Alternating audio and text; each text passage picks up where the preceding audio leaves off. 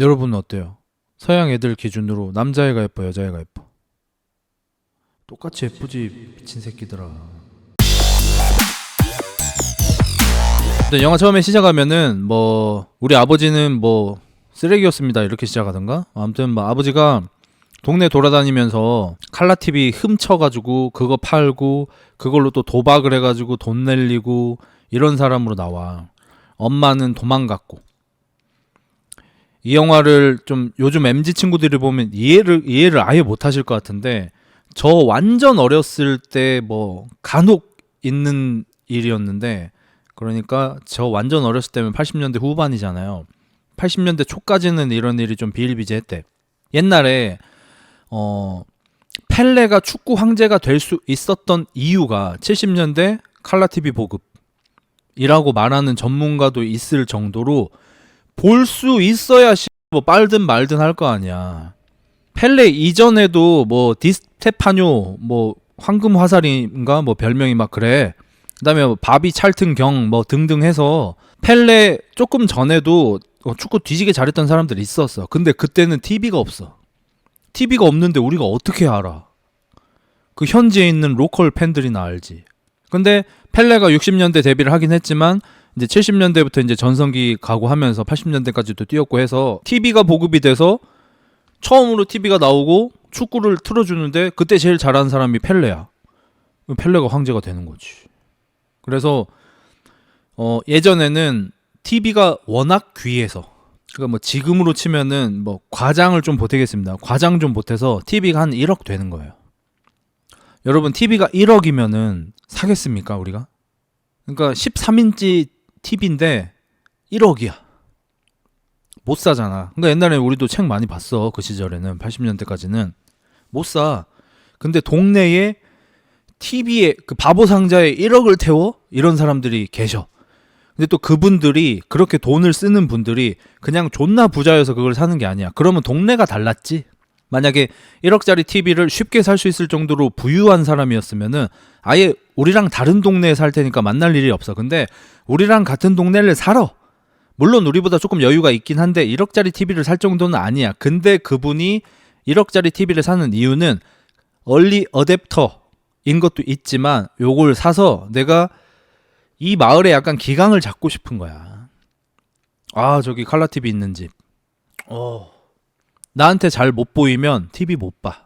그럼 TV를 안방에다가 설치를 하는 게 아니고 저기 집에 마당 바로 앞에 있는 그 평상 있는데 거기에다가 TV를 설치를 해요. 그리고 대문을 열어놔. 이러면 지나가다가 소리가 들려. 바보 상자 소리가 들려. 보면은 전원일기 하고 있고 펠레 축구하고 있고 우리 김일 선생님 박치기 하고 있고 이래. 너무 보고 싶잖아. 밖에서 그냥 담 너머로 이렇게 보고 대문 열린 대로 이렇게 보고 이러고 있어. 우리 아들이 지금 학교에서 적응을 잘 못해. 학교에서 좀 친구들 잘 못 사귀고 이래. 이러면은 TV 한 대 딱 들여놓고 담 너머로 이렇게 보고 있는 친구들 있으면은 얘들아 들어와. 진짜 들어가도 돼요? 아 들어와. 괜찮아. 들어와. 야 너네 우리 흑자랑 같은 학교지? 아 네. 저기 동산초등학교입니다. 너 몇 학년이야? 저 3학년이요. 우리 아들이랑 동갑이네. 같은 반? 아 옆반이요. 그래. 너는? 전 5학년이요. 그래. 야, 우리 애 좀 잘 봐주고 이거 하나면 끝나는 거야 그냥. 우리 아들 학교 생활 끝. 적어도 초등학교 때까지는 안 맞고 다녀. 친구도 많고. 왜? 내 아들한테 잘못 보이면 TV를 못 봐. 그것도 돈이 있어야 하지. 근데 저 얘기는 왜 나오는 거야? 돈 없이 할 수 있다고 한 사람 있어? 그런 뉘앙스라도 풍긴 적이 있어 지금?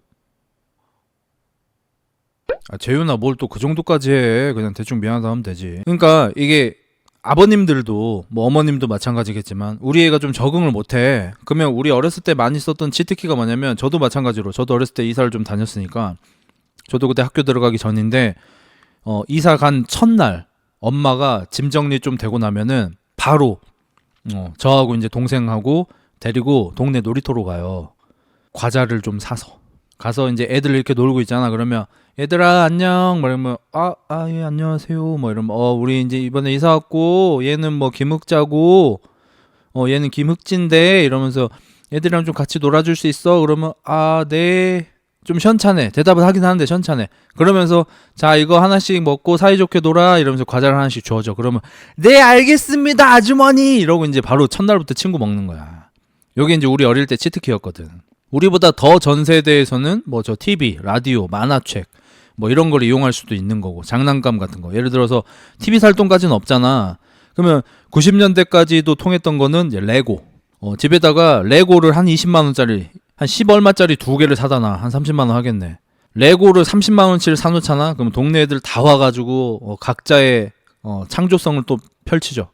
있는 그대로 안 만들어. 이것도 만들었다 저것도 만들었다 한단 말이야. 그럼 또 친구 생기고. 이렇게 부모님들이 사자서 우리 땐 해적이 좀 유행이었는데 부모님들이 이제 뭐 우리 애가 좀 적응을 못하고 이러면은 좀 뭔가 뭐 간식도 주고 뭐 놀이거리도 주고 이러면서 좀 꼬셔야 되는데 가끔 어떤 아버님들, 어떤 어머님들은 어떤 방식을 취하냐면 우리 애가 놀이터 갔다가 울고 왔어. 한 대 맞고 놀이터를 쫓아나가서 누가 우리 아들 때렸어?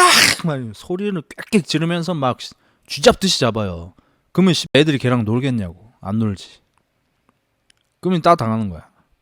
우리 애가 학교에서 뭐 적응을 잘 못해. 학교를 쫓아가가지고 누가 우리 애랑 누가 우리 애 따돌렸냐 그러고 우리 애랑 왜 애들이 안 노냐고 이거 담임 선생님이 친구 만들어줘야 되는 거 아니냐고 말하면서 막 따져. 이러면 걔가 친구가 생기겠냐고. 차라리 학교에 햄버거를 한 바퀴 돌리지. 차라리 우리 애가 좀 이렇게 좀 쳐져 이러면은 학교 한번 찾아가서 야자 같은 거 할 때 햄버거 한번 돌리고 하면 돼. 그게 안 되는 사람들이 있어. 그러니까 남한테 잘 보이려고 노력하는 게 절대로 안 되는 사람들이 있어. 이제 그런 사람들은 이제 뭐 왕의 기질 같은 거라고 뭐 치자. 왕으로 태어나면 상관이 없는데 하필 또 청것으로 태어났네. 그러면 이제 많이 삶이 힘들지. 그럼 좀 힘들어. 그래서 그 뭐 왕의 자질을 가진 뭐 자제 어쩌고 막 그거 막 한창 나왔었잖아. 거기 읽어보면 뭐 우리 애가 뭐 왕의 자질을 가졌으니까 혼내면 안 되고 명령하지 말고 막 등등등 해가지고 막 연병을 해놨어. 아니 아들을 왕처럼 키우고 싶으면은 자기가 돈을 많이 벌면 돼. 그래서 개인 선생 고용하고 자기 집에 선생들 불러서 교육시키고 하면 돼. 왕처럼 진짜. 근데 왕의 자질을 가진 아들이 있으면 뭐해. 부모가 능력이 없는데. 그러면 남들처럼 키워야지 뭐 어떡하겠어. 그걸 왜 학교 찾아와서 선생들한테 하라 그러는 거야. 지가 못한 거를. 햄버거 돌리고 맞는 놈 봄 안타까움. 롯데리아 돌렸냐? 미니멈이 맥도날드인데. 대리버거 돌렸어? 대리버거는 학교 생활에 문제 없는 친구들이 돌리는 거고, 불고기 버거는 학교 생활에 문제 없는데 우리 집이 그래도 좀 여유가 있는 편이다 싶을 때 돌리는 거고, 내가 지금 학교 다니는데 문제가 있는데 해결을 위해서 햄버거를 돌릴 거면 기본적으로 더블 패티 버거킹 와퍼 가야지. 패티 2장 들어간 와퍼 정도 들어가야지. 진짜 200 든다. 야 200은 에바고 그건 10,000원 초반쯤 하니까 요새 학교 30명밖에 안 되잖아. 그럼 음료수랑 어쩌고 저쩌고 하면 한 50만 원 들어가겠네. 나는 그 어렸을 때 저 야자 세대니까 일요일에도 나와서 자율학습을 했단 말이에요. 고등학교 때. 그럼 이제 돌아가면서 간식을 쐈어요. 담임이 하라 그래서. 그 새끼 잘 사나 모르겠다. 근데 우리 집은 가난했잖아. 그래서 존나 애써가지고 햄버거 하고 막 이랬는데 눈치를 존나 줘. 애들이 눈치를 주는 게 아니고 선생이 눈치를 줘. 그게 왜 그러냐면 간식을 애들을 돌리잖아. 선생한테는 그러니까 좀 여유와 눈치가 있는 부모님들은 애들한테는 간식 돌리고 이제 선생 전용 도시락 같은 걸 또 좀 줘. 교무실에도 좀 먹거리 좀 갖다 주고 뭐 이렇게 해. 여유하고 센스가 좀 있으면. 근데 우리 집은 여유도 없고 센스도 없어. 선생도 대리버거 그냥 처먹었단 말이야. 내가 내야 될 때. 근데 우리 때는 그런 선생님 많아가지고. 아무튼 뭐 그렇게 눈치를 좀 보고 했어. 근데 뭐 나도 짠했지만 뭐가 좀 짠했냐면 그때 우리 반에 좀 뚱뚱한 친구가 한 명 있었거든. 뚱뚱하고 순한 친구가. 간식으로 짜장면이 올 때가 있어요. 햄버거만 오는 게 아니야. 햄버거 올 때도 있고 짜장면 올 때도 있고 빵 올 때도 있고 막 이렇게 해. 짜장면이 뭐 꽤 자주 왔는데 좀 놀리기 좋아하는 친구들이 뚱뚱한 친구를 가리켜서 뭐 재윤이라고 치면 선생님 재윤이 짜장면 마셔요 막 이런단 말이야. 그러니까 지금 생각하면 유치한데 고등학생이잖아. 그러니까 짜장면을 먹어야 되는데 마신다 이거야. 근데 내가 그때 좀 슬펐던 게 뭐냐면 나는 개인적으로 그때 짜장면 그렇게 좋아하진 않았거든. 그래서 뭐 그냥 대충 먹었어. 근데 짜장면 타임이 올 때마다 걔는 선생님 재윤이 또 짜장면 마셔요 막 이렇게 그냥 장난치고 논단 말이야. 근데 걔는 이제 좀 샤이한 친구라서 딜이 좀 들어갔어. 나 같았으면 뭐 딜이 안 들어가지. 근데 재윤이는 그게 좀 딜이 들어가. 왜냐면 좀 체중도 나가고 이러다 보니까. 내가 좀 슬펐던 게 뭐냐면 거기에 대항하지 않는 거? 아니, 거기에 긁혔으면서 젓가락질을 멈추지 못하는 재윤이의 식탐. 짜장면의 각도가 다들 이런데 재윤이만 이렇게 45도 서 있는 거. 그게 좀 슬펐어. 긁혔으면 젓가락 내려놓을 만도 한데 항상 긁힌 얼굴로 결국에는 45도 기울어서 다 하긴 해 걔가. 말은 안 했지. 물론 속으로만 생각했지. 기울어진 짜장면. 그러니까 나 같은 친구들은 가난했는데도 불구하고 그 당시에는 입이 좀 짧았어요. 저 어렸을 땐 말랐었거든요. 입이 좀 짧아서 저는 짜장면을 면만 먹고 하나도 안 먹어요. 밑에 그 뭐 양파나 양념 이런 거 아예 안 먹어. 저는 손도 안 대요. 전 단무지도 안 먹어. 단무지, 양파 뭐 이런 거 아무것도 안 먹어. 입이 짧아가지고 싸가지가 없었어. 가난했는데도. 그래서 어렸을 때 좀 말랐었는데 이제 그런 친구들 보면 이제 맛이죠 다. 저 단무지 안 먹어요. 라면 먹을 때 김치 안 먹고요. 짜장면 먹을 때 단무지 안 먹고요. 피자 먹을 때 피클 안 먹습니다. 모독. 라면 김치는 에반데 치킨무도 안 먹습니다. 치킨 먹을 때 치킨무도 안 먹어요. 형님 실망입니다. 안 먹는 이유가 있어? 이 얘기하면 사람들이 좀 약간 크리피하게 생각하긴 하던데 저는 차가운 반찬을 전부 다 싫어해요. 그래서 김치도 싫어해요. 근데 김치를 따뜻하게 만들어 놓으면 잘 먹어요. 짜파게티 먹을 때도 당연히 김치 안 먹고요. 김치 볶음은 먹어요. 볶은 김치는 먹어요. 김치찌개도 먹어요. 그래서 피클 치킨무, 단무지는 너무 소름 끼치게 차가워. 그래서 싫어. 이유가 그게 다야. 소름 끼치게 차가워. 가난했던 거 맞지?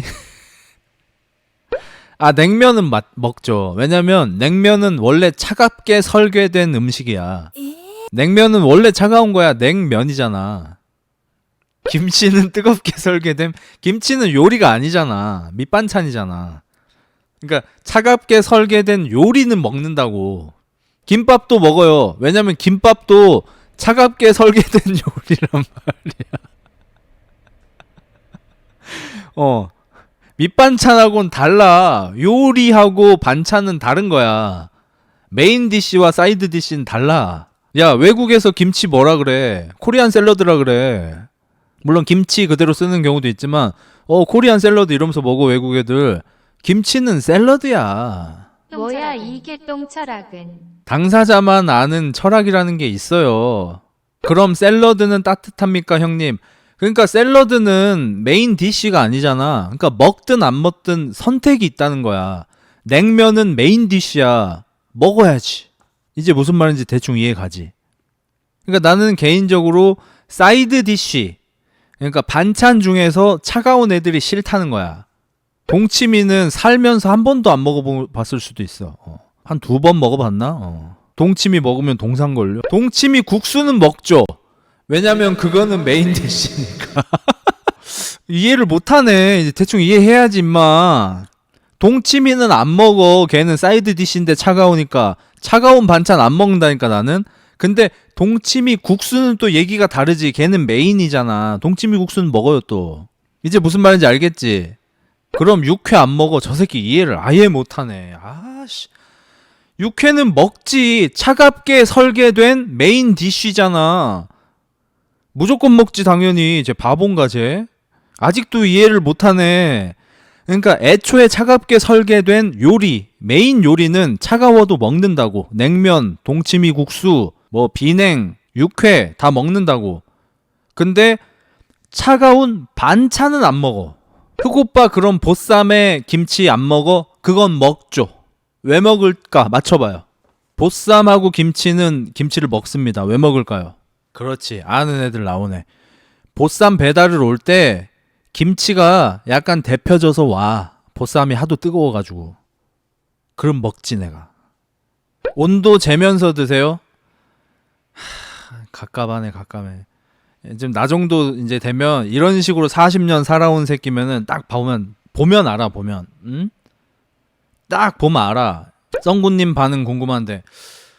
참고로 5일 전인가 6일 전인가 아마 저번 주일 겁니다. 한 일주일 전이겠다. 일주일쯤 전에 제 와이프가 김치 들어간 거였는데 뭐였지? 김치찜이었나? 등갈비 김치찜이었나? 뭐를 한 열흘쯤 전이었구나. 열흘쯤 전에 한 번을 뭘 김치 들어간 걸 했어. 나 김치 먹이려고. 그러니까 장모님이 김치를 보내주셨는데 저는 차가운 김치는 먹지 않기 때문에 와이프가 김치 먹이려고 김치찜을 해줬어. 근데 가라이네.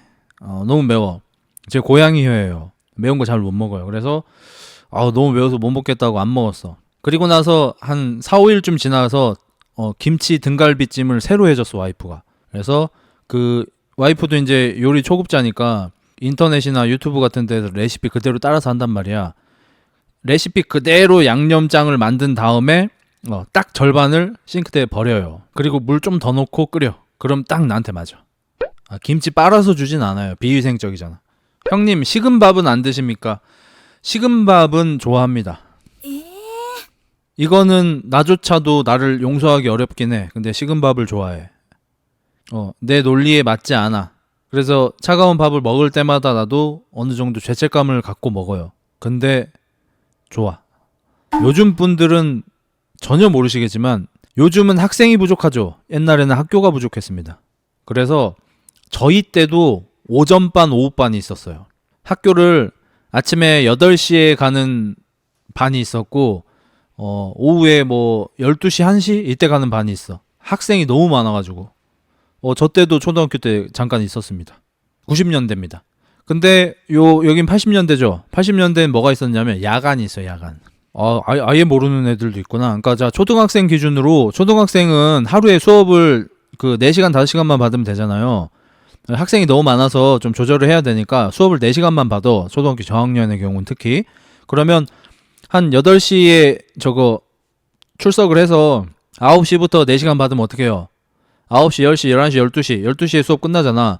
그러면 1시에 또 누가 이제 출근이 아니고 오후반이 와. 그러면 오후반은 1시, 2시, 3시, 4시. 그럼 5시 학교 끝나면 되잖아. 그러면 이제 두 바퀴 돌리는 거야. 그래서 초등학교는 오전반, 오후반 있었던 때가 꽤 있죠. 90년대. 꽤 많은 학교가 그렇게 했죠. 한 반에 50명씩이고 12반씩. 그러니까 전교생이 600명이에요.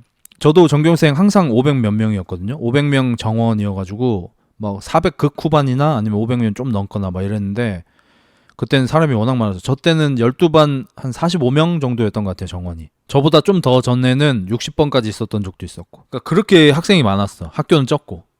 그때 이제 학교를 많이 늘렸을 거 아니에요. 근데 지금 이제 학생들은 많이 줄었고. 또 이제 스포츠층 또 나왔죠.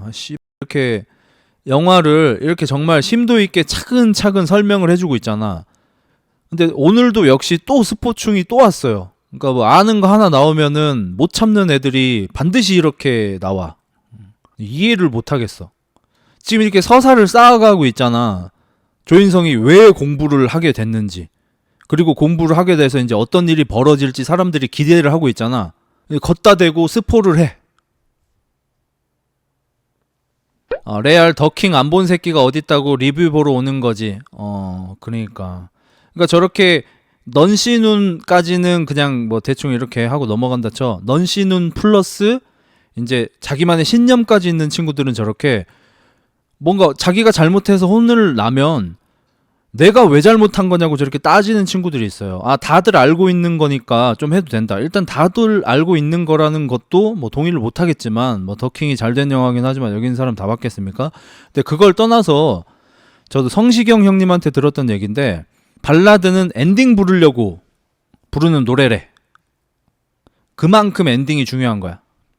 근데 누구나 다 아는 노래야. 마지막 엔딩 그 한마디 딱 남겨있어. 근데 그거를 네 옆에 있는 새끼가 가수가 아닌 네 옆에 있는 새끼가 먼저 참아! 한다 쳐. 네가 아는 개그가 나왔어. 앞에 있는 개그맨이 막 빌드업을 하고 있어. 마지막에 뭘로 꺾을지 누구나 다 알아. 근데 네 옆에 있는 새끼가 먼저 쳤어. 그 개그맨보다 먼저. 그래도 돼? 그거 모르는 사람 없으니까 잘못했으면 다람쥐 모르는 사람이 어딨어. 해도 돼? 아니잖아. 마술 할 때도 마술사들이 진짜 죽여버리고 싶은 사람들이라고 하죠. 이렇게 해가지고 숨겼어. 왼손에 있다. 타짜 같은 걸 봅시다. 그 고니가 저기 누구야? 아귀한테는 위에서 한 장, 정마담한테는 밑에서 한 장 이렇게 주잖아.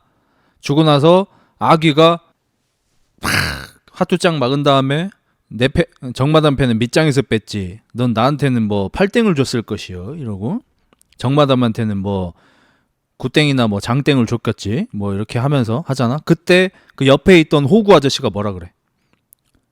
호구 아저씨가 거기서 만약에 에이 정마담 거 밑에서 뺐네. 나도 들리더라. 이러면 그 영화가 살았을까? 아니잖아. 옆에서 예림이 급해 까봐. 막 분위기를 잡잖아. 사쿠라야? 구댕이야? 장이야? 분위기를 잡잖아. 그 지랄을 왜 하냐고.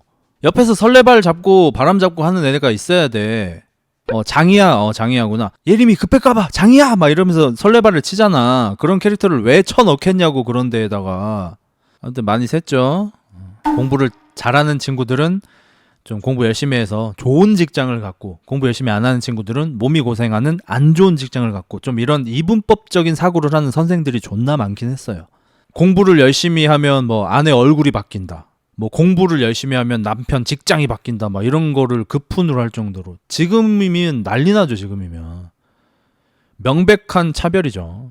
근데 이때는 80년대는 어쩔 수가 없어. 80년대는 좀 심했어. 대학 가서 미팅할래, 공장 가서 미싱할래, 이런 것도 많았고.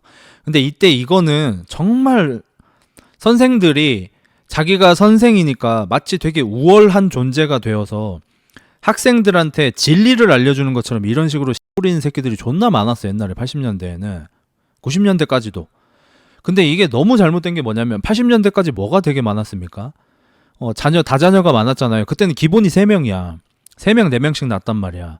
그러면 제일 큰 누나, 아니면 첫째가 장남이 남자면은 뭐 둘째 누나, 이런 분들은 공부를 곧잘 하는데도 공장에 취직하는 경우가 굉장히 많았어요. 고등학교도 중퇴하고.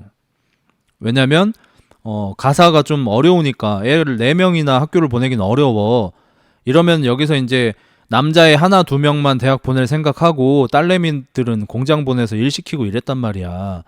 뭐 엄마 아빠, 엄마는 이제 집안일 많이 하시고 이제 소일거리 같은 거 좀 하시고, 아빠하고 누나가 일해가지고 그 돈으로 아들 학교 보내고 대학교 보내고 이랬단 말이야. 근데 이런 시대적 배경에서 대학 가서 미팅할래, 공장 가서 미싱할래, 이런 개소리를 한다는 거는, 그러니까 선생들 자체가 엘리트주의에 빠져 있는데, 심지어 지도 엘리트도 아니면서 중고등학교 선생이 엘리트는 아니잖아. 죄송합니다. 지금 요즘 선생님들 얘기하는 게 아닙니다. 지금 80년대 선생들 얘기하는 겁니다. 저도 이제 한 00년대 극초반까지 저도 당한 게 워낙 많기 때문에 요즘 선생님들은 전혀 이러지 않아요. 완전히 바뀌었죠. 지금은 2010년대부터 선생님들은 완전히 많이 바뀌었고, 90년대 80년대에는 좀 이런 선생님들이 많긴 했어. 그냥 뭐만 하면 일단 귓방맹이 날려버리고 막 우리 때는 그냥 뭐 주먹으로 때리는 새끼도 있었어. 아까 말했던 것처럼 막 촌지도 뭐 그냥 뭐 적극적으로 발았지. 그러니까 선생들 자체가 사실은 약간 열등감이 있었으니까 80년대 90년대까지는. 왜냐면 보통 먹물 좀 먹다 보면 더 좋은 직업으로 가고 싶다가 좀 힘들어서 선생질 하는 사람들이 솔직히 많았으니까. 예를 들어서 옛날에 뭐 법대 많이 갔잖아요. 뭐 경제학과, 법대 뭐 이런 계열 쪽 가서 잘 되는 친구들은 뭐 대기업 취직하고 뭐 판검사, 변호사 뭐 이런 거 하고 하는데, 그거 좀 잘 안 되면 할 거 없으니까 선생하고 이런 사람들 많았거든. 당시에도 존경받는 직업은 아니었나 보네. 존경받았죠. 근데 존경 많이 받았습니다. 어머님들도 가서 굽신굽신하고 우리도 굽신굽신하고, 어디 가서 학교 선생님 한다 그러면 뭐 다 대우해주고 했어요. 존경받아서 그 사람들이 살아있는 거. 그렇죠. 내가 만약 지금 마음가짐으로 고등학교 때로 돌아간다, 그리고 내가 그때 담탱이한테 당했던 걸 당한다, 저는 아마 군대 안 갈걸요. 징역 몇 개월부터 군대 안 가다 못 참죠. 예. 지금이었으면 절대 안 참지. 저 학교에서 바로 경찰에 신고합니다. 지금이었으면, 지금 마음가짐이었으면.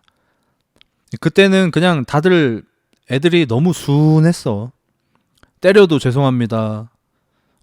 막 싸대기를 날려도 죄송합니다. 잘못했습니다. 내 이름은 우병우. 거꾸로 해도 우병우. 그 우병우 씨인가? 그 옛날 정치하던 분 있잖아. 요즘도 하시나? 그분이 뭐 우리나라 저 조선시대 이후로 거의 뭐 탑티어라며 공부가 뭐 말도 안 되게 빨리 패스했다던데. 21살 패스야? 여기서 한강식도 21살인가 22살 패스입니다. 그럼 약간 모델링이 됐나 보네. 그리고 또 그분 있어요. 우리 어른들이 미안하다. 그분이 무슨 사법고시, 행정고시, 어쩌고고시 그 존나 어려운 3고시를 전부 다 고승덕 한 방에 다 패스한 고시 그랜드슬램 외무고시까지 그러니까 시험 전문가. 만약에 외계인하고 지구인이 시험으로 대결을 해? 그러면은 고승덕이 나가야 돼. 하지도 않을 거면서 어차피 변호사 할 거면서 온갖 고시는 다 보고 패스를 해. 그 아저씨는 1타 강사 했어야 했어. 1타 강사 못하죠. 절대 못하죠. 그런 사람은 1타 강사 못해요. 그거는 아인슈타인 같은 사람 보고 연구하지 말고 강단서라고 하는 거랑 똑같아. 강단서면 안 돼. 그런 사람들은. 천재는 코치하면 안 돼.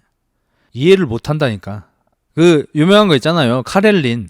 알렉산더 카렐린이라고 10년 동안 무패였던 무제한급 레슬러가 있습니다. 워낙 대단한 선수여서 원래는 무제한급 레슬링이 120kg 제한이었어요. 120kg까지는 빼야 돼. 무제한이라도.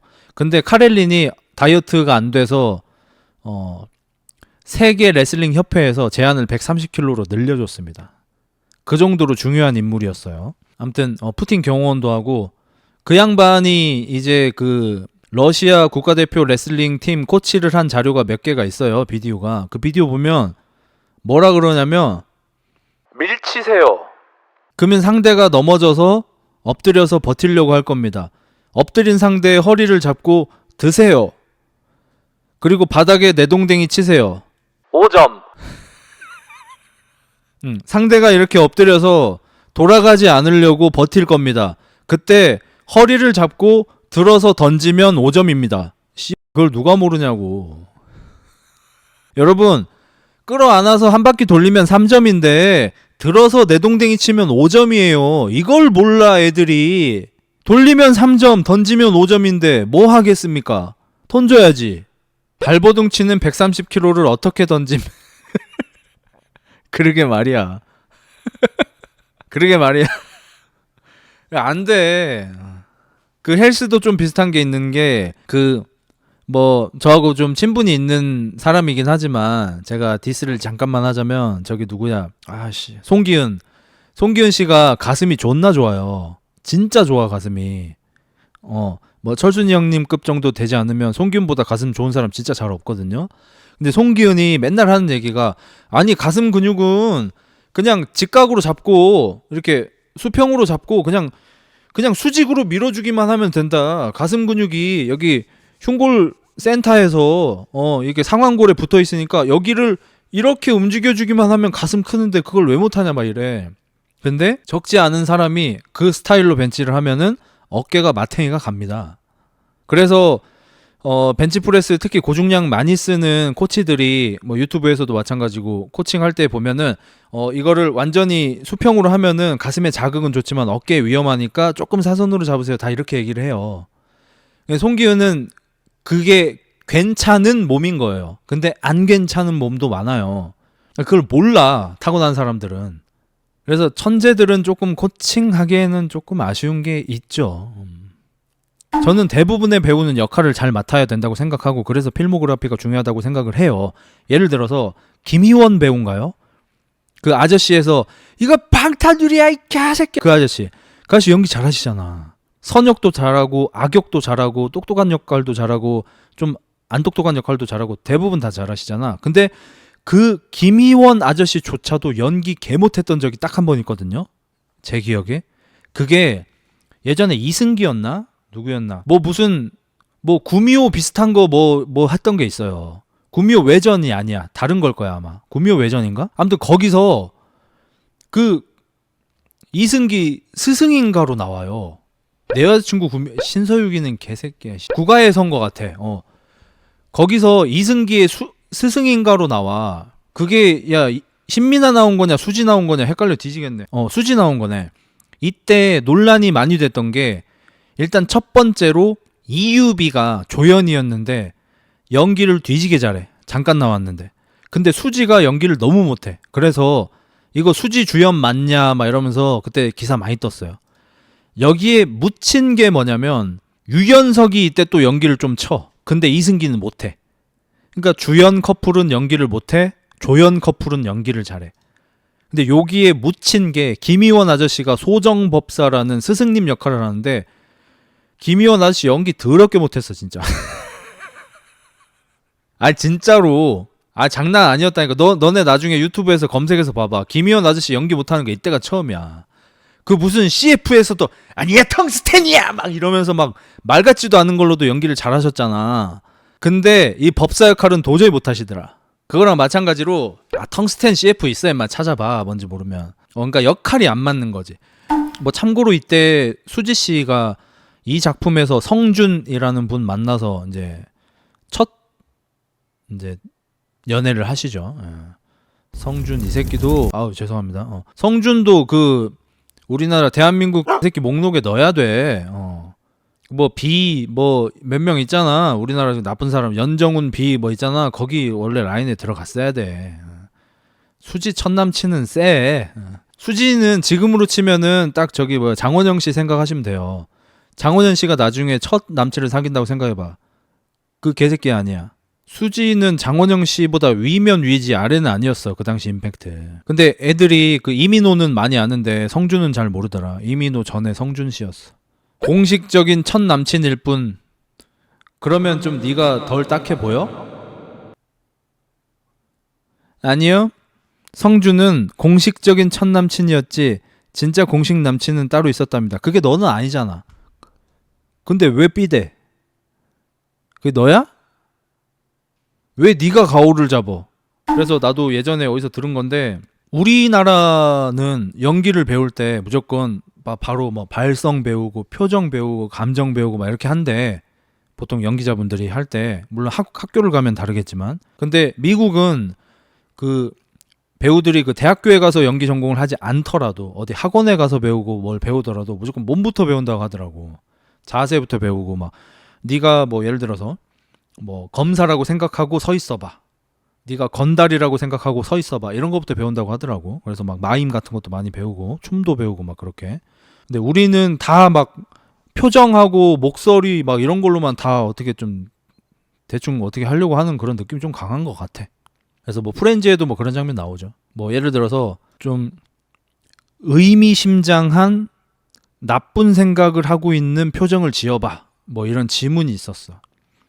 잘 못하겠는 거야. 그거 어떻게 어떤 표정을 지어야 할까 이러고 있는데 그 조이가 있어요. 조이가 그럴 때는 누군가가 눈썹을 낚싯바늘로 잡아 당긴다고 생각해봐. 뭐 이런 그러니까 그런 기술적 테크닉이 있더라고. 내가 개인적으로 그 허준호 배우 되게 좋아하는데 허준호 배우는 웃긴데 슬픈 표정 이거 대학교에서는 다 몸 배웁니다. 그 배우가 될 준비가 안 됐는데 배우가 되신 분들 얘기하는 거예요. 그러니까 전공을 하지 않는 배우들 얘기한 거예요. 뭐 얘기하려고 그랬지? 허준호 아저씨. 땡큐. 허준호 아저씨 너네도 나중에 봐봐. 허준호 아저씨 놀라는 연기할 때 이 귀 내리기를 하거든. 보일지 모르겠는데 허준호 아저씨가 놀라는 연기 하실 때 미리 귀를 당겨 놓으셔. 이렇게 귀하고 눈썹을 이렇게 당겨 놓고 있다가 무슨 소리를 들어. 예진이 하솔이 아빠예요. 이거 쓰시거든. 이게 이제 기술적 테크닉이죠. 이렇게 귀하고 눈썹을 올려놨다가 충격적인 얘기 들으면 탁 다운되게 만듭니다. 그분이 그게 좀 크게 움직여. 그러니까 그런 게 좀 되게 기술적인 테크닉이고 좀 헐리우드 같은 데는 그런 걸 중요하게 생각한대요. 이런 기술적인 테크닉을 감정만 중요하게 생각하는 게 아니고. 허준호, 최민수는 연기할 때가 제일 멋있음. 근데 궁금해서 그런데 배우 중에 연기할 때 제일 멋있지 않을 수가 있는 거야? 근데 괜히 태클 거는 건 아니고 허준호, 최민수 이외에는 연기할 때 말고 다를 때 더 멋있는 거야? 뭐 원빈같이 CF에서 더 멋있는 분도 가끔 있긴 한데 그러니까 차은우가 이상한 거잖아. 복수국 중에 뭐가 제일 통쾌한 영화인지 모르겠네. 뭐 타란티노는 뭐 대체로 다 복수니까 바스터즈는 사실 복수 영화라고 하긴 좀 그렇고 복수가 나오긴 하지만 뭐 스샨나였나 뭐 걔 복수이기도 하지만 뭐 장고도 복수고 우리나라 박찬욱 복수 3부작도 있고 박찬욱 감독의 복수 3부작은 정말 명작이죠. 장고 보면 바로 레데리 하러 가. 그 다음에 역시 타란티노 하면 또 킬빌이죠.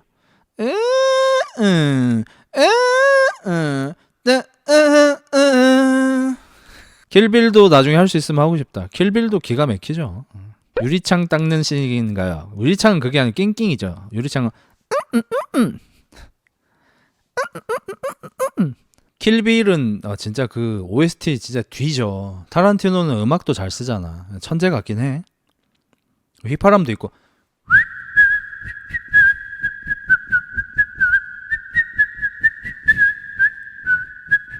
그거 한 번 들으면 못 잊어버려 진짜.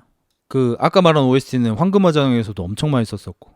그 참고로 뭐 영화 얘기는 아닌데 그 킬빌에서 킬빌이 빌을 죽여라잖아요. 영화가 빌 죽이기 뭐 이런 느낌이에요. 빌이 메인 빌런일 거 아닙니까? 그 빌을 연기하셨던 배우가 호텔에서 자해로 기분이 좋아지시다가 실수로 돌아가셨어요. 나도 보고 소식을 듣고 내 눈을 의심했다. 그러니까 이게 산소를 좀 부족하게 만들어서 좀 쾌락을 추구하는 방법이 있대요. 그걸 하시다가 이제 실수로 너무 많이 산소 공급을 끊으셔가지고 야 이 새끼야 초코다리 씨. 약간 계절놀이 같은 거야. 킬빌 음악 감독 RGA였던 것 같은데 누군지 몰라. 평소에도 넥타이 졸라 맸다고 합니다.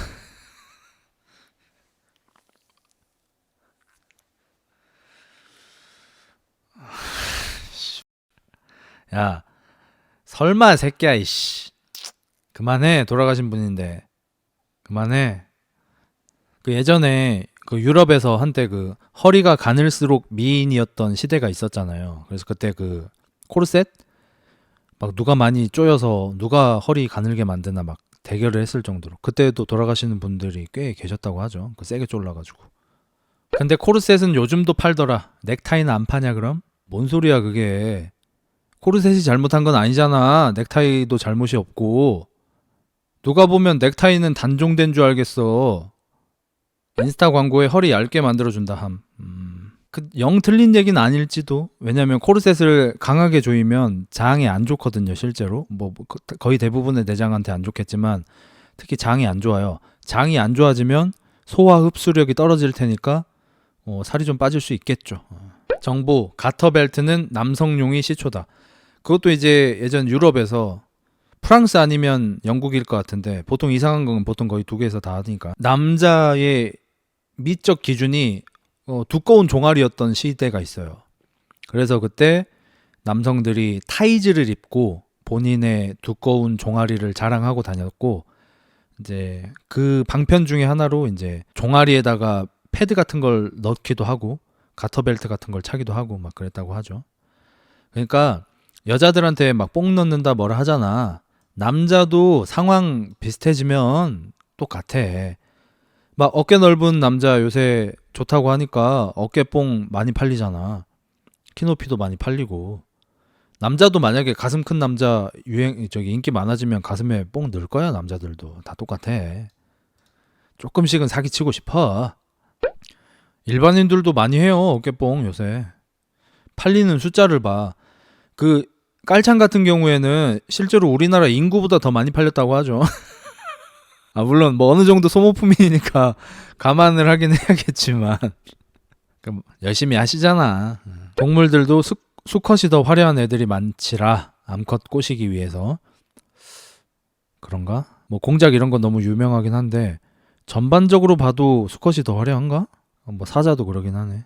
아 맞다. 그 사슴 같은 애들도 뿔 다 남자가 더 크고 닭도 수컷이 벼슬이 더 크고 그러네. 대체로 그런가 보다. 일단 기본적으로 뿔난 애들도 수컷이 다 뿔이 크니까. 인간도 남자가 인물이 더 좋은 것 같긴 해. 여자들 화장 안 한 거 기준으로. 너 소영이 없을 때라 다행인 줄 알아 임마. 너 크게 혼날 뻔했어. 소영이가 제일 싫어하는 얘기야 그게.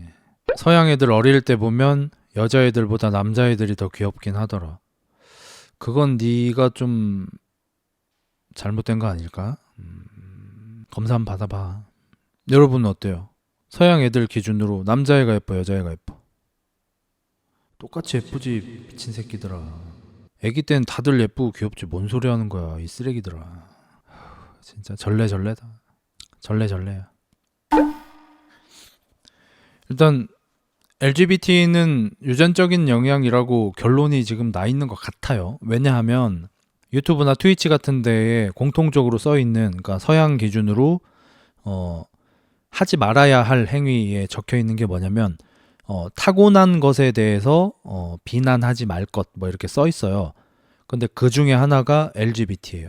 그러니까 LGBT를 타고난 것으로 해석을 한다는 겁니다. 그러면 뭐 저는 거기에 딴지를 걸고 싶은 생각이 없어요. 그게 맞다고 하면 그냥 그렇구나 하고 그냥 사는 거지. 아, 되물림 되니까. 이제 저 친구가 보디빌딩 하면 이제 버겁다 좌가 되는 건데, 되물림 빌더 되는 건데 아쉽다. 네가 보디빌딩만 잘했어도. 버겁다 이제 버전 2인데 아 까비. 몇 번 물린 거야.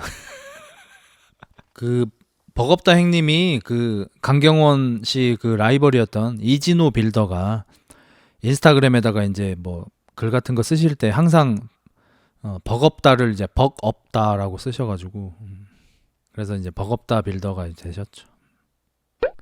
아 실수할 수도 있지. 그냥 재밌게 넘기면 되지. 유머는 아니셨어. 한 번 하신 게 아니라 여러 번 하신 거라서. 유학파인가? 아 부산 분인 걸로 알고 있는데 유학파. 서면 정도 유학 가셨겠다. 가장 재밌게 본 한국 영화 1위. 꽤 오랫동안 올드보이이긴 했어요. 재밌게 봤다기보다는 정확하게는 인상적으로 본 영화. 올드보이가 그때 외국에서는 극찬을 받았고 특히 타란티노 감독이 가장 좋아하는 한국 영화라고 했잖아요. 근데 우리나라에서 그때 특히 관객들한테 꽤 저평가 받았던 이유가 그냥 단지 근친이 나온다는 이유 그걸로. 그런데도 그러면 이제 감독이 뭐 어떻게 할 수 있는 게 없지.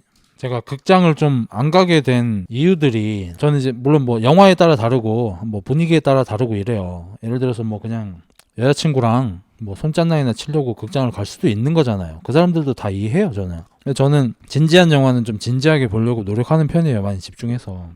근데 제가 올드보이를 보러 갔는데 저는 너무 인상적으로 봤어요. 정말 놀래면서 봤고 와 이게 영화구나 이런 생각도 많이 했고 그때 뭐 때문인지 몰랐지만 지나고 나니까 뭐 음악이나 미술 같은 것 때문에도 많이 감명받은 것 같고 근데 제일 마지막에 뭐 반전 장면입니다. 듣기 싫으신 분들이 20초 정도 듣지 마세요. 오대식이가 무릎을 꿇고 내가 네 개가 되라면 개가 될게 이러면서 꼬리 살랑살랑 막 이러면서 막 개 흉내를 내는 씬이 있고 되게 슬픈 장면이야. 근데 영화 보는데 내 뒤 옆자리에 앉은 어떤 여자가 그걸 보면서 쳐 웃는 거야. 크크 이러면서 웃는 거야. 개 흉내 낸다고. 쪼갠 정도가 아니고 그냥 박장대소 비슷하게 했습니다. 그건 사페가 아니고 능지 쪽이죠. 예. 공감 능력도 어느 정도 지능을 탄다고 하잖아요. 그때부터 이제 조금 그런 거에 좀 긁히기 시작했는데 곡성을 보러 갔는데 곡성에 그 좀비처럼 변하는 씬이 한번 나오잖아요. 사실 상당히 기괴한 씬이잖아. 근데 역시 내 뒤에 좀 되는 자리에 중딩에서 고딩쯤으로 보이는 남자애 셋이서 보러 온 것 같은데 좀비 씬 처음부터 끝까지 계속 웃는 거야. 제가 몇 번 쳐다봤어요. 그런 상황을 몇 번 겪은 다음부터는 안 가게 되더라고. 되게 사소한 걸 얘기하자면 내 한 옆자리쯤 앉은 사람이 있었는데 그런 사람 알죠? 이미 더 이상 콜라가 안 나온다는 거를 충분히 알 수 있는 상황이 한참 지났는데도 계속 빠는 새끼가 있어요. 계속 빠는 새끼가 있어. 안 나온 지 한참 됐어 이미. 저도 이제 영화관을 많이 다닌 편이에요. 예전에는 영화를 많이 좋아해서 혼자서도 보러 많이 다녔었고, 특히 이제 우리나라 영화를 극장에서 좀 많이 보는 편이었어요. 좀 죄송하긴 한데 외국 영화를 좀 다운받아서 불법으로 좀 많이 봤었고, 어렸을 때 한국 영화는 좀 미안한 거야. 그리고 솔직히 말씀드려서 불법 파일도 늦게 나와, 한국 영화가. 뭐 예를 들어서 소원 같은 영화가 있습니다. 설경구 아저씨가 이제 못된 짓을 하고 나서 이미지를 좀 좋게 하고 싶으셨는지 좀 좋은 역할을 하나 맡으셨죠. 착한 역할을. 싫어하기도 하고 그 영화가. 그래서 제가 좀 어린애들이 좀 당하는 거에 좀 눈물샘이 많이 긁히는 편이거든요. 뭐 도가니라든지 뭐 그런 영화 보면은 좀 많이 못 참는 편이거든요, 눈물을. 내가 그거는 보다가 너무 많이 울어가지고 맨 앞자리로 옮겼어. 그래서 그 뒤로 이제 영화를 볼 때 맨 앞에서 두 번째 정도에서 이제 자주 봤었죠. 거기로 가면은 아주 성공한 영화 아닌 이상 주변에 사람이 없고 신경 쓰이고 걸리적거리는 사람도 없고 해가지고. 근데 거기서 보면은 좀 어지럽긴 해요, 사실. 그래서 지금 서울의 봄 어떻게 할까 생각 중인데 보러 가기는 할 거야. 요즘에 또 그 빈대인지 뭔지 그 새끼 때문에 또 좀 그러잖아. 그래서 자동차 극장을 한번 가볼까 싶어. 돈도 많으신데 집에 스크린 설치하시죠. 스크린 설치하면은 최신 영화가 그냥 나오는 거야, 거기서? 서울의 밤이 바로 나와? 스크린 설치하면? 대박인데? 한선규, 최민식의 서울의 달. 심지어 이름도 틀려, 저 새끼는. 한석규 배우가 최근에 의사로 나오신 조사부? 그것 때문에 이제 다시 떡상하시긴 했는데, 한석규 배우는 예전에 그냥 1등이었습니다. 우리나라에 최민식하고 송강호 배우가 1등으로 올라서기 전에, 지금은 그 두 명의 이병헌까지 해서 그 세 명이 지금 탑3가 된 지 너무 오래됐잖아. 사실 10년도 넘었잖아. 근데 그 전에 확고한 1등이었던 사람이 한석규 씨예요. 근데 요새 친구들은 몰라. 90년대부터 탑스타였어요. 저 개인적으로 그 영화도 좋아합니다. 프리즌이었나? 이게 내가 만든 내 세상이 2884번 대가리 박아. 이 새끼 내 성질 까먹었나 본데. 이게 그 유명한 그 영화입니다. 한석규 배우가 항상 탑이었다가 내리막을 한번 좀 겪으세요. 그때 나왔던 영화들이 다 좀 흥행 실패를 하면서 본인도 좀 너무 작품성 위주로 좀 열중하시던 뭐 그때가 있었고, 그래서 한 5, 6년 좀 힘드시다가 원래 드라마를 젊었을 때 많이 하고 많이 안 하셨었는데 영화가 간 이후로는 뿌리 깊은 나무를 해가지고 대박이 나고 또 이제 영화 쪽으로 계속 하셨죠. 근데 또 영화가 좀 다 잘 안 됐어요. 그리고 나서 이제 또 드라마로 낭만 닥터 이런 걸로 또, 그래서 요즘엔 드라마에서는 거의 흥행 보증 수표죠, 다시. 그러니까 최민식 씨가 원래 양아치 연기 1인자였어. 근데 그 양아치의 결이 좀 바뀌었어요. 원래 옛날 양아치는 파이란에서 최민식 같은 그런 배역이었거든요.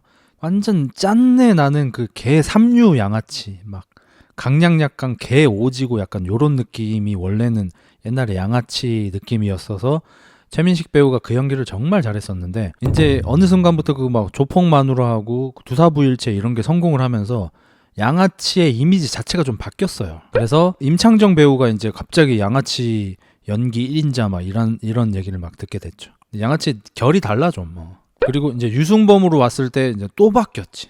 유승범의 양아치 연기는 이제 또 다르죠. 옛날 양아치는 아무튼 빡세게 살고 있다는 느낌은 있었음. 그렇죠. 주먹이 운다 때도 좋았고. 주먹이 운다 뒷얘기 재밌는 거 많죠. 최민식 배우하고 류승범하고 같이 찍었잖아요. 이제 그거 이제 복싱이라서 둘 다 뒤지게 훈련을 했을 거 아니야. 근데 류승범이 어디 예능에 나와서 얘기를 한 거야. 훈련할 때 안 힘들었냐 이렇게 하니까 너무너무 힘들었는데 내가 막 달리기를 하면 최민식 형님이 저 앞에서 막 뛰고 있대. 잘 뛰시네 형님 이러고 가서 앞에 딱 보면은 표정이 다 죽어간대. 너무 힘든데 참고 뛰고 있는 게 보이니까 나보다 훨씬 형님인데 내가 그거를 안 참으면 안 되겠더라 이러면서 달렸다 이렇게 예능에 나와서 얘기를 했어. 그리고 몇 년 있다가 최민식 배우하고 류승환 감독이 어디 같이 나왔나 해가지고 옛날 영화 얘기를 하는데 알고 봤더니 유승범이 한 4-5번 도망갔어요, 촬영하다가. 훈련하다가. 아니 유승범 그 예능 나와서 얘기를 안 했어. 그거를 훈련이 하도 빡세가지고 류승범 배우가 되게 여러 번 도망을 갔고 그때마다 최민식 배우가 잡아왔고 손찌검 하신 적도 몇 번 있대. 뺨 때리면서 너 똑바로 안 할 거냐고 막 이러면서 훈계도 하고 하면은 유승범이 그럼 이미지상 왜 때려! 막 이지를 할 것 같잖아. 근데 실제로는 전혀 다르고 맞으면은 죄송합니다 형님 제가 왜 그럴까요? 막 이러면서 막 한참 운대 울고 나서 다시 막 박싱 훈련하고 연기하고 이러는 거야. 그냥 한 2-3주에 한 번씩 이지랄을 하는 거야 그냥. 그러다 2주 있다 또 도망가고. 아니 뭐 학교냐고. 근데 옛날에는 좀 그런 게 많았어. 예를 들어서 뭐 저기 송강호가 주폭이 심하다고 하잖아. 요즘에나 문제가 됐지. 옛날에는 선배가 때리면은 감사합니다 하고 맞고 막 그럴 때니까. 최민식 배우도 이제 주폭에 대한 이야기는 없지만 현장에서 이제 손찌검한 얘기는 조금씩 들리거든요. 예전에 그 파이란 얘기 나와서 한 얘긴데 최민식 배우랑 가장 많이 합을 맞춘 게 그 공영진 배우인데, 공영진 배우도 연기를 꽤 잘하시는 분인데 아무래도 최민식의 성에는 안 찼나 봐. 그래서 이제 좀 많이 혼나면서 찍었대. 이렇게 얘기하는 거 보니까 아마 뺨 정도는 좀 맞았을 거라고 생각해. 그 영화 이제 나오고 나서 공영진 배우가 나중에 놀러와 같은 데 나와서 이제 얘기를 하는데, 자기가 배우 인생에서 가장 감명받았던 때, 터닝 포인트가 됐던 때가 언젠지 얘기하는데, 파이란을 거의 다 찍어갈 무렵에 되게 중요한 씬이 있었대. 그 씬이 너무 긴장이 됐는데 민식이 형이 도와줘가지고 어쨌든 좀 잘 찍었대. 그리고 나서 이제 그날 뭐 회식 뭐 이런 거 가서 최민식 형님한테 이제 물어봤대. 오늘 어땠습니까 형님? 이렇게 하니까 최민식이 이랬대. 네가 지금 다시 이 영화를 처음부터 다시 찍으면 너가 연기를 정말 잘할 것 같다. 이랬다는 거야. 그래서 나도 들으면서 오 업그레이드 됐다는 거죠. 근데 아무리 낭만의 시대였다고 하더라도 최민식 정도 되니까 맞아도 아무 말 없는 거지. 아야, 아니 우리나라 정서가 그렇지가 않아 친구야. 예를 들어서 전인환 님이 이제 신인 배우 시절에 어떤 중요한 배역을 맡게 되셨어. 연차치고. 이제 같이 출연하시는 유동근 배우께서 넌 안 되겠다. 연기 특훈 좀 받아야겠다. 내일부터 우리 집으로 출근해. 그리고 결혼하셨죠. 예. 아니 무슨 일이 있었는지 우리는 알 수가 없어. 근데 요즘하고 아마 한번 대입을 해보라 이거야. 이걸로 좀 나락간 배우분이 박신양 배우야. 박신양 배우가 그 완벽주의자로 되게 유명해. 무슨 영화인지 모르겠는데 아마도 닮아야 놀자인 것 같아.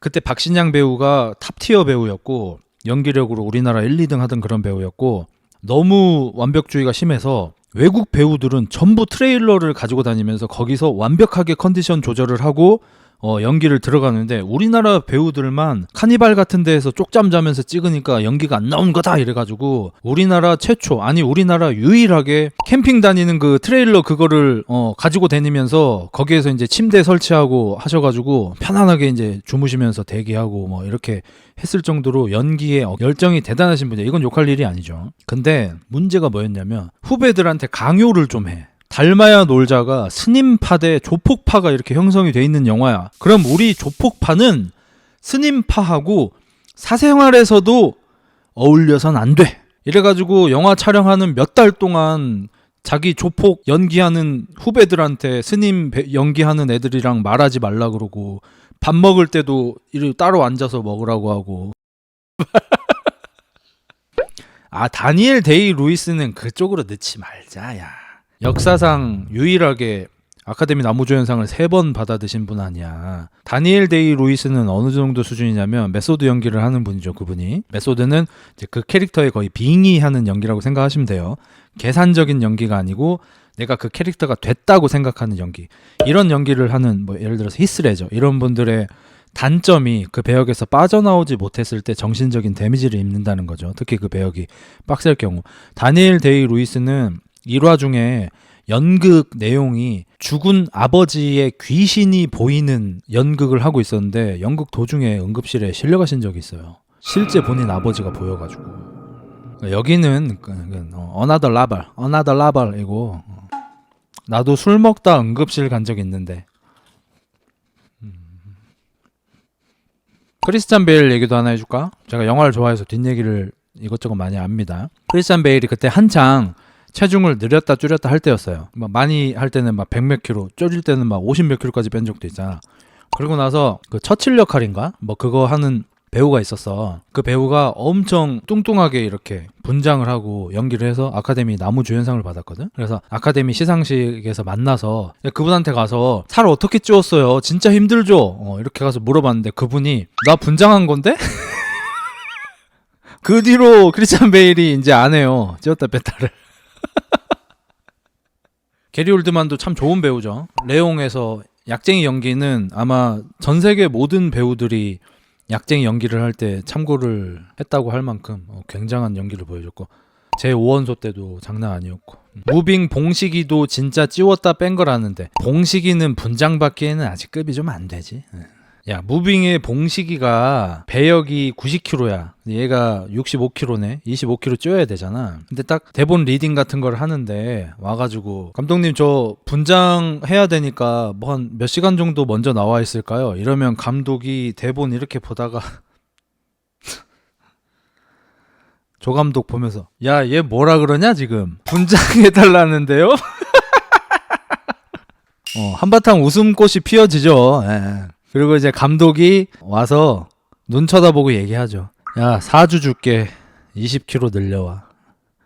그래서 이제 촬영하다가 뭐 살찐 채로 그 달리다가 힘든 뭐 그런 씬 있었잖아, 봉식이. 그 씬 할 때 이제 힘들어서 막 이렇게 쉬고 있으면 이제 조 감독이 와서 이러겠지. 야, 그거 해봐, 그거. 분장해 주세요, 그거. 분장 같은 소리 하고 있네. 어디 신인이 분장을. 뭐 최민식 씨 썰은 유명하죠. 악마를 보았다 찍으면서 아파트 올라가는데 동네 나이 좀 있으신 주민분이 안녕하시냐 하면서 이렇게 반말로 인사를 했는데 순간 머릿속에 이 새끼 왜 나한테 반말하지? 이 생각이 들어가지고 이것까지만 찍고 이런 거 안 해야겠다 하고 이제 그 뒤로 이런 역할 안 하신다고 하죠. 아니 나는 장경철 역할도 해본 적이 없는데 왜 항상 그런 생각이 드는 거지? 매번 들어 이 새끼는 왜 나한테 반말하지? 디카프리오 연기 어떻게 봄? 뭐 잘하죠. 저는 울프 오브 월스트리트 너무 좋아요. 그러니까 그게 나는 너무 웃겨. 그 디카프리오한테 예전에 나무주연상 받기 전에 너무 거장들하고만 일을 하려고 하고 나무주연상을 받고 싶어 하는 게 너무 보여서 꼴보기 싫다 막 이런 꼬리표가 따라 붙었잖아. 그러면 뭐 메시한테 너무 좋은 팀 좋은 감독 밑에서만 플레이하려고 하고 저 새끼 발롱도르에 너무 집착함 이게 말이 돼 이게? 아니 발롱도르 받으면 좋지. 열심히 하시잖아. 그러니까 예술가 같지가 않다 그런 느낌. 이거에 대해서 굉장히 잘 비아냥되는 영국 어떤 배우이자 코미디언인 어떤 분이 그분이 아마 오스카 항상 MC하는 분인 걸로 알고 있는데 최근에 뭐 할리우드 여배우들이 여성 인권 신장이랑 여성들의 임금이 뭐 차별받고 있다 이런 것에 대해서 운동을 많이 하고 계십니다. 뭐 이러면서 여기 헝거게임 주인공이 나와 계시네요. 영화 한 평당 200억씩 받으시죠? 뭐 이러면서 아니 뭐 예술 할 거면 그럼 지들도 저예산 영화 나가든지. 아니 그래서 마블에서 연락 오면 안 나갈 거야? 아니 지들도 돈 많이 주는 상업영화 다 쳐나가면서 자기보다 좀 더 상업영화 나간다고 뭐라고 하는 게 말이 되냐 그게. 형은 대놓고 심파 영화도 봐도 눈물샘 터져? 그러니까 뭐냐에 따라 좀 다르죠. 예를 들어서 뭐 지금 당장 생각나는 건 I Am Sam이 있어요. 이제 그 유명한 다코타 패닝이 데뷔한 영화죠. 다코타 패닝이 이제 한 대여섯 살쯤 되는 딸로 나오고 숀 펜이 이제 지능이 좀 떨어져요. 그래서 뭐 사랑, 관계 이런 게 뭔지도 몰라.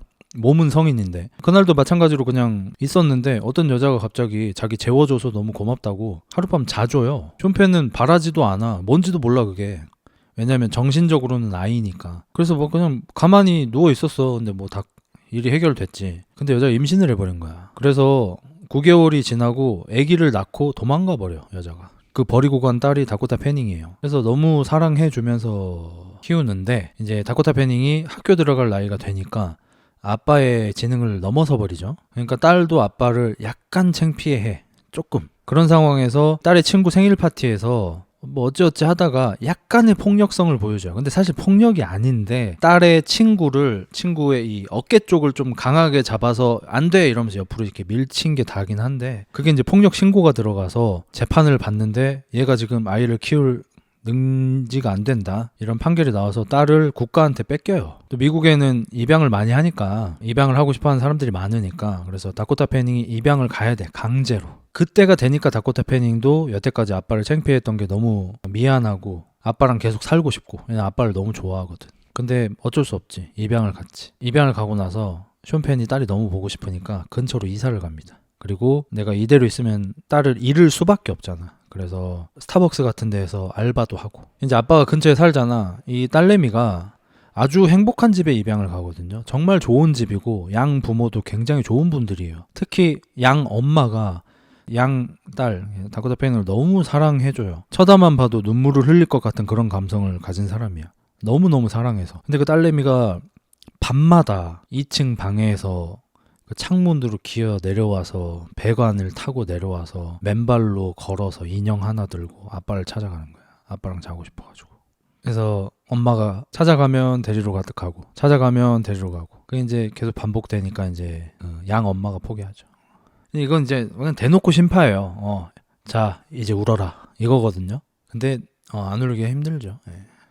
근데 IM쌤은 잘 만들었음. 그렇죠. 일단 음악도 굉장히 좋았던 걸로 기억하고 화면도 예뻤던 걸로 기억하고 숀 펜이 일단 연기를 너무 잘해. 그 몇 명 있잖아요. 헐리우드에서도 미쳤다 소리 듣는 사람들, 뭐 숀 펜, 알파치노, 로버트 드니로 뭐 그런 사람들. 알파치노 영화도 누구나 다 하는 얘기가 있어요. 알파치노가 여인의 향기로 아카데미 나무주연상을 받았잖아요. 알파치노가 대부 그런 거 할 때는 못 받았어. 근데 여인의 향기로 받았어. 맹인으로 나오거든. 근데 그 감독도 알파치노를 믿는 거지. 왜냐하면 맹인이라는 설명을 안 해요. 그 영화 제가 기억하기로 아마 첫 씬이 알파치노가 맹인인데도 불구하고 요거 지팡이 같은 거 하나도 없이 그냥 맨 몸으로 횡단보도에서 신호를 기다리다가 횡단보도를 건너가는 씬으로 이 영화가 시작되는 걸로 기억하는데 지팡이가 없잖아. 그리고 어떤 아무 이벤트도 일어나지 않아요. 그냥 찾기를 건너. 근데 누가 봐도 맹인이야.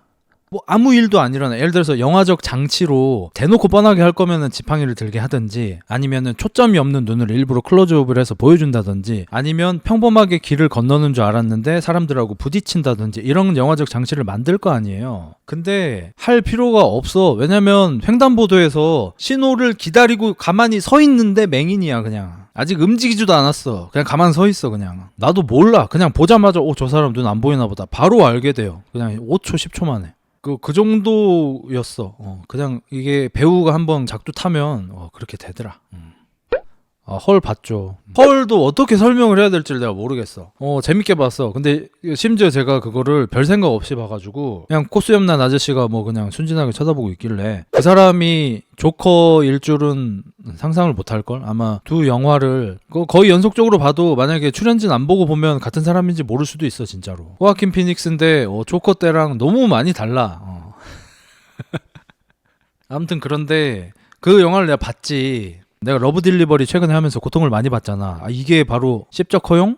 이게 바로 씹덕? 이러면서 많이 힘들어. 근데 헐도 너네가 그 시놉시스만 읽어보잖아. 외로웠던 남자가 인공지능하고 사랑에 빠지는 이야기야. 인공지능은 형체가 없어. 심지어 R2B2처럼 뭐 이렇게 대갈통이라도 굴러다니는 게 아니고 그냥 진짜 프로그램이야. 목소리만 나와. 이걸 신혼만 읽으면 씨발 또 씹적 허용 이런단 말이야. 근데 너네가 그 영화를 보잖아. 심지어 배드씬도 있거든. 목소리만 나오는데. 근데 보면 나도 가능하겠는데. 그 정도야 진짜. 얼마나 몰입이 되고 이게 결국 그 당위성하고 설득력이 중요하잖아요. 모든 영화에는. 예를 들어서 오늘 우리가 그 한효주 배우가 독전2에서 남자를 업어치기 하는 게 이상하게 느껴졌다고 대화를 나눴잖아요. 본 친구들은 동의를 했고. 근데 손오공이 에네르기파를 쏴도 이상하게 생각하지 않잖아요. 손오공은 원래 에네르기파를 쏴. 왜냐면 그 작품 안에서 그게 맞아. 설득력이 있어. 그게 중요한 거잖아. 그 영화가 그래. 신혼만 읽어보면 뭐야 이거 또 씹덕이야? 씹덕이 또 역시 씹덕 중에 씹덕은 양씹덕이라더니 이런 생각을 할 수도 있잖아. 근데 보면은 이거 나도 되겠는데 이 생각이 듭니다. 그리고 이제 그 영화도 이제 비화가 하나 있죠. 그 목소리 연기를 스칼렛 요한슨이 했어요. 스칼렛 요한슨은 연기력이 굉장히 뛰어난 배우죠. 그리고 목소리가 엄청 좋아요. 허스키하고 저음인 여자 목소리가 드물죠. 그렇게 목소리 좋은 분이. 원래는 다른 배우가 영화를 전부 촬영을 다 했고요. 영화 이제 그 관계자들이 영화를 보고 안 되겠다 해서 목소리 연기를 처음부터 끝까지 다시 한 겁니다. 스칼렛 요한슨이. 우리나라에도 이제 이거랑 비슷한 일이 있었는데 옛날에 170 송혜교라고 해서 되게 유명했던 분이 계셔요. 정가은 씨. 그분이 삼성 애니콜 CF를 처음부터 끝까지 다 찍은 다음에 광고주가 삼성에 높으신 분들이 영상을 확인한 다음에 다시 찍으라고 해서 다시 찍은 게 이효리 씨입니다. 그래서 이효리 씨가 그 나중에 2NE1이 되는 박봄 씨하고 찍어서 슈퍼 초대박 히트가 났죠. 뜬 애니모션 뜬 애니네네 뭐이 노래하고 같이 했던. 그래서 그거를 아주 나중에 정가은 씨가 토크쇼 나와서 본인이 얘기를 하셨고요. 그 이효리가 얘기하면 좀 그렇잖아. 이제 옆에 MC도 참 못 돼가지고 그러면 실례지만 그 광고비는 받습니까? 이렇게 물어보니까 찍기는 다 찍고 방영이 안 되면 반만 주는 게 관례래. 타짜식이야? 딴 돈에 반만 가져가. 김혜수 누나 연기를 너무 잘하셔. 진짜 여배우 원탑 아님. 옛날에는 김혜수 누님도 연기를 많이 못하셨었어요. 김혜수 누님은 심지어 80년대부터 스타입니다. 중학생 때 데뷔를 하셨고요. 꽤 오랫동안 연기를 못하셨습니다. 그래서 제 기억에 그때 요즘 X세대 배우들 연기 못해 그 기사 떴을 때 이름이 같이 거론된 게 이병헌, 김혜수, 뭐 배용준 뭐 이 사람들일 겁니다 아마. 유동근한테 안 불려가. 근데 그때는 진짜 못해가지고. 그래서 김혜수 씨가 옛날에 얼굴 없는 미녀라는 영화를 찍은 시기부터 해서 이제 많이 바뀌셔요. 그 전까지는 흥행하는 거, 스타들이 나가는 거 그런 거 위주로 좀 나가셨고요. 그때 이제 연기 욕심이 생기신 건지 뭔지는 모르겠는데 얼굴 없는 미녀라는 꽤 파격적인 김혜수 씨 전신 노출이 나오는 그때 아마 00년대 한 초반 정도 될 것 같은데 저도 엑기스는 다 봤습니다. 그쯤부터 해가지고 조금씩 바뀌셨어. 근데 그것도 아마도 엄만지 이몬지 그분의 영향이 아닐까 싶어요. 김혜수 씨도 이제 유명하죠. 엄만지 이몬지한테 수십억 뜯긴 걸로. 일을 하는데 돈이 안 들어와. 김혜수 씨가 실제로 자산이 그렇게 많지 않으시다고 하죠. 뭐 엄만지 이몬지 고몬지 모르겠는데 그 매니지먼트를 해주셨었고 그리고 이제 돈을 이제 다 엄마가 관리하고 이래가지고 어렸을 때 일한 돈 다 떼간 그것만 문제가 아니고 그 뒤로도 어디서 빚져가지고 김혜수가 갚아주고 막 그런 것까지 해가지고 실제로 돈이 꽤 많이 없으시다고 하고 그러니까 명성에 비해서 그래서 이제 장윤정 씨 나왔을 때 그 나이 좀 있으신 분들은 김혜수네 김혜수 막 다 이랬어. 요즘 친구들은 이제 다 모르는 일이지만 김혜수는 너 선니도 유명하죠. 그냥 좀 민망해 하니까 위에서 자꾸 김혜수 씨 정도 되는 분이 막 자꾸 막 그러니까 넌 이 와중에도 느끼니? 이러면서 이제 좀 분위기 좀 띄웠어. 근데 민기가 혜수 누나가 그렇게 분위기 띄우면은 아니에요 누나 왜 그래요? 이러면서 이제 나와야 되는데 민기가 죄송합니다. 약간 요런 느낌인 거야. 농담한 건데. 그래가지고 혜수 누나가 살짝 스캔을 해봐요. 이렇게. 그래서 이제 큰 소리로 한 게 아니고 이렇게 물어봐. 그러니까 이민기가 보고 제발 살살 부탁. 대한민국 촬영 현장 최초로 따흑이 나온 걸로. 딱! 타짜 때 조승우는 어땠을까? 난 솔직히 얘기할까요? 조승우 씨는 전혀 미동도 없었을 거라고 생각합니다. 왜냐하면 그 씬이 우리가 김혜수 씨한테 집중이 돼서 그래요. 측면 대흉근에 우리가 집중이 돼 있어서 그런데 사실 그 씬의 메인은 고니 엉덩이입니다. 고니가 전라예요. 32대 9 비율로 고니가 전라야 나는 엉덩이 연기하느라 바빴을 거라고 생각해요. 너무 힘을 빼면 중력한테 진 느낌이 나고요. 너무 힘을 주면 이 새끼 지금 조작한다는 소리가 나와요. 그러니까 약간 그 옛날에 헬겔에 이런 게 있었는데 줄을 직접적으로 인증을 하는 애는 정신이 좀 잘못된 애지만 간접적으로 그러니까 빤줄을 입고 그 형태로 줄을 이 정도면은 몇 타치 이런 게 유행이었어요. 근데 그때 우리 헬겔은 거기에 되게 좀 예민하다 보니까 반꼴인 새끼들을 귀신같이 알아내. 이 새끼가 좀 더 대단해 보이고 싶어가지고 반꼴 상태로 사진을 찍어서 올린단 말이야. 그러면 귀신같이 알아내지. 이 새끼 반꼴이네. 그러면 씨발 미안 티 나냐? 뭐 이렇게. 그것처럼 이 남자 배우들도 이제 엉덩이가 노출될 때가 많이 있잖아요. 제가 인상적이었던 거는 그 여교수의 은밀한 매력? 거기에서 이제 배드씬이 되게 많이 나오는 영화인데 거기 남자 배우분 역시 얼굴은 생각나지만 이름은 생각이 안 나는 연기 되게 잘하시는 분 요즘에는 착한 기자 역할 많이 나오시는 그분이 튼튼해가지고 깜짝 놀랐어 엉덩이가. 아무튼 뭐 힙이 나올 때 이게 신경 쓰여 남자들도. 중둔근 정도는 살짝 힘을 줄까? 아니야 그러다가 약간 벌어져 보일 수가 있어. 그럼 또 안 좋은 오해를 사거나 석천이 형한테 또 연락이 올 수도 DM이 올 수도 있잖아. 우리 과니? 이러면서. 그러니까 적당히 힘을 잘 줘야 돼요. 파이트 클럽 리뷰 어떠십니까? 아, 그게 리뷰가 될까? 그러니까 내가 과연 브래드 피트 성대모사를 한다고 너네가 과연 좋아해 줄까?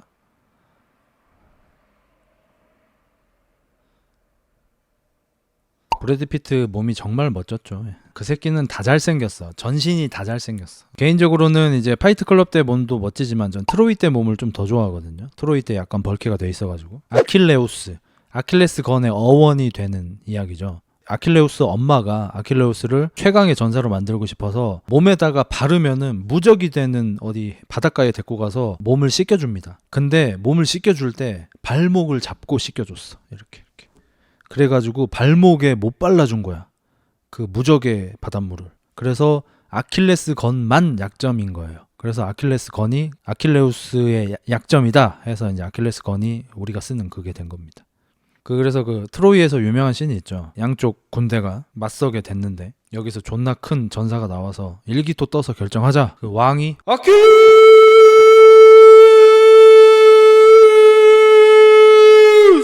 불러. 안 와. 자빠져 자고 있어. 내가 아킬레우스 소리를 지를 때마다 흑구가 와요. 얘 전생에 아킬레우스였어. 아킬레우스!